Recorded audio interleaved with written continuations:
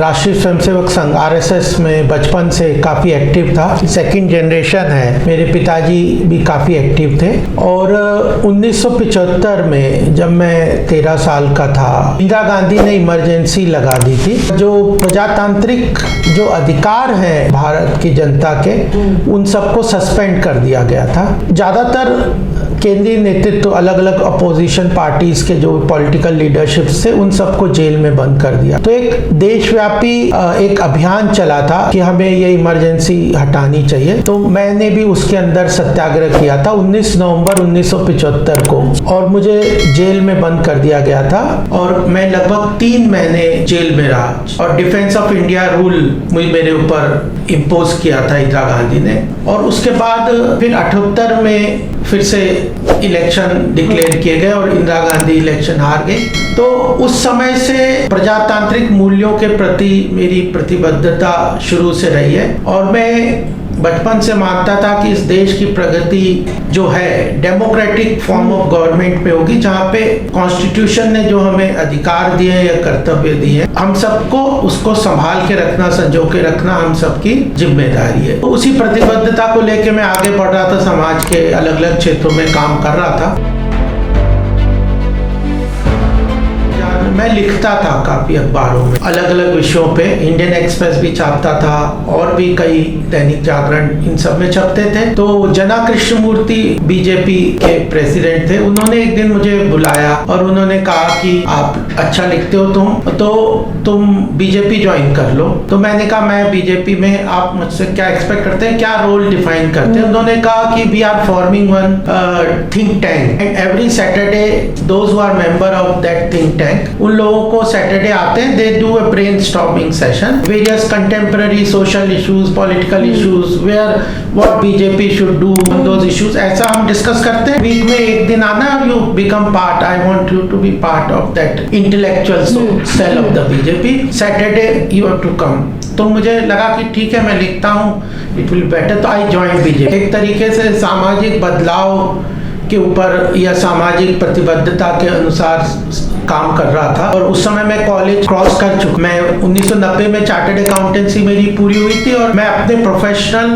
Career में establishment वगैरह के ऊपर भी लगा हुआ था। तो साइमल्टेनियसली मुझे लगा कि it is a good platform where I can put my thoughts in action and also get a political support for those ideas. तो वो लगा, इसलिए मैंने ज्वाइन कर लिया और जाता रहा, मुझे अच्छा लगा। फिर मुझे भी ध्यान में आया कि आपके आइडिया जब तक उसके पीछे पॉलिटिकल बैकिंग नहीं होगी, तब तक आपके आइडियाज इंप्लीमेंट होना बहुत मुश्किल है। और ये अच्छा प्लेटफॉर्म लगा तो I became more and more active. तो उसके बाद ये जर्नी शुरू हो गई। I came in contact with mister Arun Jaitley, there he used times to our meetings. मैं, क्योंकि मेरा बैकग्राउंड चार्टर्ड अकाउंटेंसी का था, इकोनॉमिक इश्यूज ज्यादा, मुझे आर्थिक विषयों पे ज्यादा मेरा फोकस रहता था, तो उन्होंने कहा कि we also have an economic wing in Bharatiya Janata Party. I think you will be more beneficial to the party if you join that economic. We changed to that economic cell, and slowly then I was made head of the economic cell. Like that, I continued working with different presidents, and I have worked with most of the BJP presidents, from Jana Krishnamurti to Venkaiah Naidu ji to Rajnath Singh ji, फिर Nitin Gadkari ji, again Rajnath Singh ji आए, फिर अमित शाह जी आए, अब नड्डा जी हैं।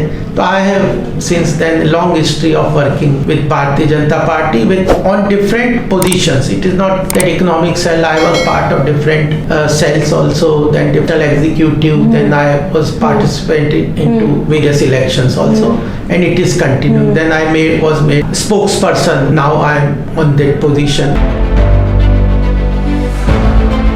BJP का rise और fall हमने देखा एक टाइम पे 78 में भी जनता गवर्नमेंट का एक फॉर्मेशन हुआ जिसका मेजर पार्ट बीजेपी भी थी। उसके बाद then there was a period when BJP only had 2 members in the parliament, और उसके बाद धीरे धीरे फिर वाजपेयी जी की सरकार बनी, फिर उसके बाद फिर से कांग्रेस आ गई 2004 में, और उसके बाद फिर मोदी जी 2014 में आए। तो ऊपर नीचे बीजेपी की लाइफ जर्नी रही। लेकिन हमें ये भी साथ में, अगर आप बीजेपी की हिस्ट्री और उसकी राइज और फॉल को देखें, तो हमें ये देखना पड़ेगा कि बीजेपी एक बृहद परिवार जिसको कहते हैं उसका हिस्सा है, और वह हमारा जो परिवार है वो राष्ट्रीय स्वयंसेवक संघ का परिवार है। लगभग 26-27 नेशनल लेवल पे ऑर्गेनाइजेशंस हैं राष्ट्रीय स्वयंसेवक संघ के, जो अलग अलग क्षेत्र में काम कर रहे हैं। आप पश्चिम बंगाल के साइड में होंगे या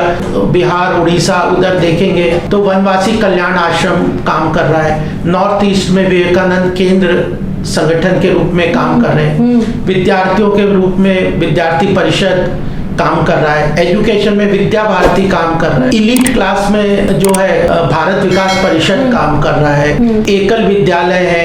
हिंदुओं को ऑर्गेनाइज करने के लिए विश्व हिंदू परिषद काम कर रहा है। ऐसे विभिन्न संगठन हैं जो कि काम कर रहे हैं। पॉलिटिक्स में भारतीय जनता पार्टी काम कर रही है। तो यह कंटिन्यूअसली एक आइडियोलॉजिकल कमिटमेंट के साथ पूरा जो परिवार संगठन है वो चल रहा है और हर क्षेत्र में काम कर रहे हैं। उसमें एक आइडियोलॉजिकल कमिटमेंट है, जो बेसिकली ये कमिटमेंट है कि हमें भारत को एक विश्व गुरु के स्थान पे ले जाना, एक स्ट्रॉन्ग नेशन के रूप में देखना है। ऐतिहासिक रूप से जब हम देखते हैं तो ये भी ध्यान में आता है कि एक समय था जब हमारा भारत देश का बहुत वैभवशाली और बहुत अच्छा इतिहास है। उसके बाद एक कालखंड, एक पीरियड आया 700-800 साल का, जब हम गुलाम हो गए, और उस गुलामी के बाद फिर 1947 में हम स्वतंत्र हुए। इंपीरियलिस्टिक फोर्सेस थे या जो जिन लोगों ने हम लोगों को गुलाम बनाया, कुछ ऐसी चीज कारण थे जिसके कारण हम इतने कमजोर हुए, इतने मजबूत गोल्डन पीरियड में हम निकल के हम ऐसे स्थिति में आ गए कि 1947 में हर जगह गरीबी, भुखमरी, अनएजुकेशन ऐसी स्थिति में आए। तो उसके क्या कारण थे, उनको एनालिसिस करके उन चीजों को हटा के नए रास्ते पे चल के आगे मजबूत राष्ट्र खड़ा करने का हम सब लोगों का संकल्प है।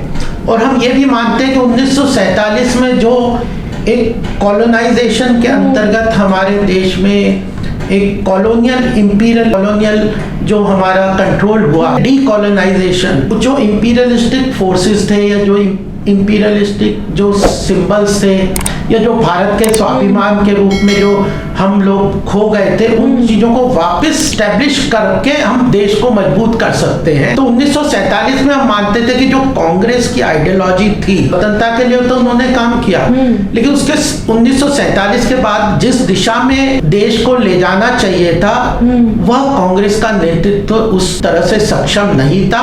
उसके मल्टीपल कारण होंगे, मैं जाता उस दिशा में नहीं गए जो भारत को फिर से मजबूत राष्ट्र के रूप में खड़ा कर सके। तो हम उस एम को लेके चले थे और मुझे लगता है कि उस एम के रास्ते में कई महत्वपूर्ण मील के पत्थर भी थे।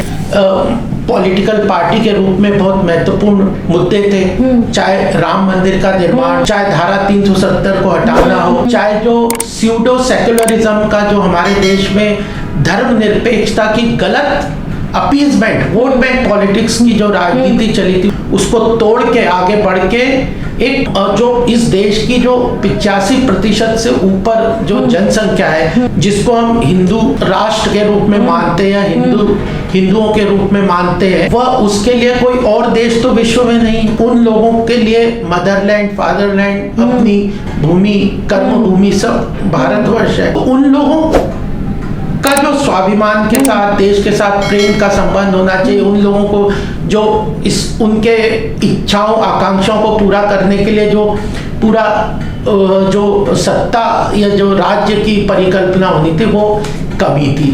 तो उन चीजों को लेके हम चले और उसके कारण, और एक्चुअली आप देखें जब आपने राम जन्मभूमि मूवमेंट की बात की 1992 में बहुत पीक पे था, तो इस देश में अंदर ही अंदर कुछ भावनाएं जो उस समय की सत्ता की जो गलत धारणाएं जिसको मैंने अभी डिफाइन किया, उन चीजों के खिलाफ एक बहुत लोगों की जन भावनाएं, उसको एक तरीके से स्थान मिला या उस आइडियोलॉजी को एक्सेप्टेंस मिली, वो बढ़ती गई। तो इसलिए भारतीय जनता पार्टी का राइज हुआ। हम लोग उस आइडियोलॉजी से कमिटेड लोग हैं, उन चीज़ों को हमने बढ़ाने का काम किया। इसीलिए मुझे लगता है कि हमारा जो कमिटमेंट भी है, इसलिए कि हमारे जो वैचारिक एकता है वो भारतीय जनता पार्टी के साथ है या उस परिवार के साथ है। तो मुझे लगता है कि acceptance of the core commitment and ideology of BJP became more and more acceptable to the people, and BJP rose to the current situation. और उसके बाद जैसे पंडित दीनदयाल जी जो भारतीय जनता पार्टी, पहले भारतीय जनसंघ के फाउंडर थे, उन लोगों ने ये बोला कि अंत्योदय के कॉन्सेप्ट है, समाज में हर वर्ग का आखिर व्यक्ति तक सरकारी योजनाओं का लाभ पहुंचना चाहिए, उसका भी उत्थान होना चाहिए, हर हाथ को काम, हर खेत को पानी, ऐसे जो नारे थे तो वो उनकी एक्सेप्टेबिलिटी बढ़ी। तो मुझे लगता है कि उसी का कारण था कि 2014 में जब नरेंद्र मोदी जी आए तो जो हम इतने लगभग 1985 में भारतीय जनता पार्टी बनी और 1952 में भारतीय जनसंघ बना था, उस लक्ष्य को पूरा करने का हमारे को 2014 में महत्वपूर्ण मेजॉरिटी की सरकार मिली और हम लोग इम्प्लीमेंट कर पाए, तो वो कमिटमेंट पूरा हुआ और सरकार मजबूती से चली। और जहाँ तक हम ये भी मानते हैं कि politics should be byproduct of your social activism. समाज में आपकी पहचान केवल पॉलिटिकल पोजीशन से तो होती है, क्योंकि पावर है, power is important to implement the ideology. Without power आपके कितने भी अच्छे आइडियाज होंगे वो इम्प्लीमेंट नहीं होंगे। तो वो पावर तो हुआ, लेकिन इंडिविजुअल के लिए politics has to be byproduct of is social recognition.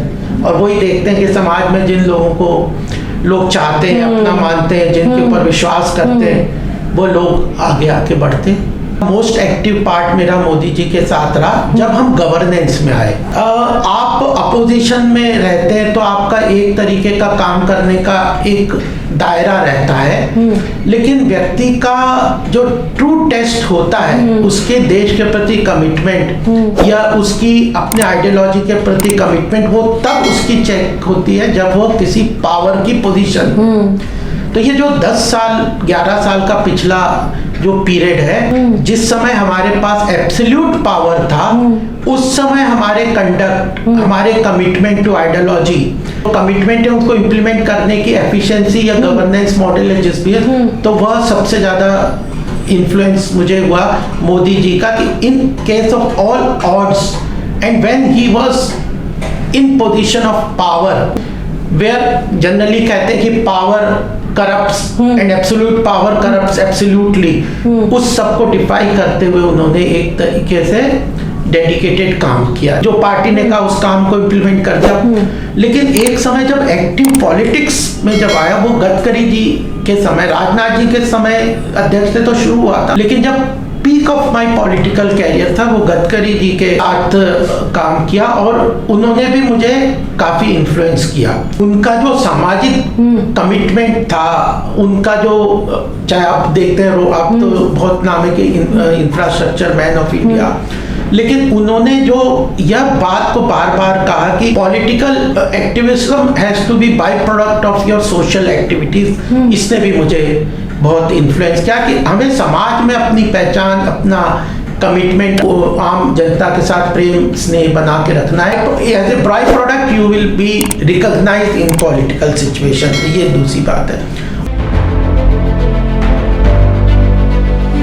Amit Shah ji ने जब मैं इनके साथ जब 14 में अध्यक्ष बने, इम्प्लीमेंटेशन जो है, जो स्ट्रक्चर्ड ऑर्गेनाइजेशनल स्ट्रक्चर को मजबूती दी, वह अमित शाह जी के साथ, चाहे मैं उन्होंने मुझे जितने भी भारतीय जनता पार्टी के ट्रस्ट सोसाइटीज, जितने भी देश में लगभग 150-200 ट्रस्ट सोसाइटीज थे, उनका सेंट्रल ऑफिस में इंचार्ज बना था, कुछ स्ट्रीमलाइन करना एवरीथिंग। तो his efficiency in implementing, building an organizational structure and on a focus way on what you want to achieve, मुझे लगता है कि ये उनसे मुझे लगा कि वो मुझे सीखने को मिला।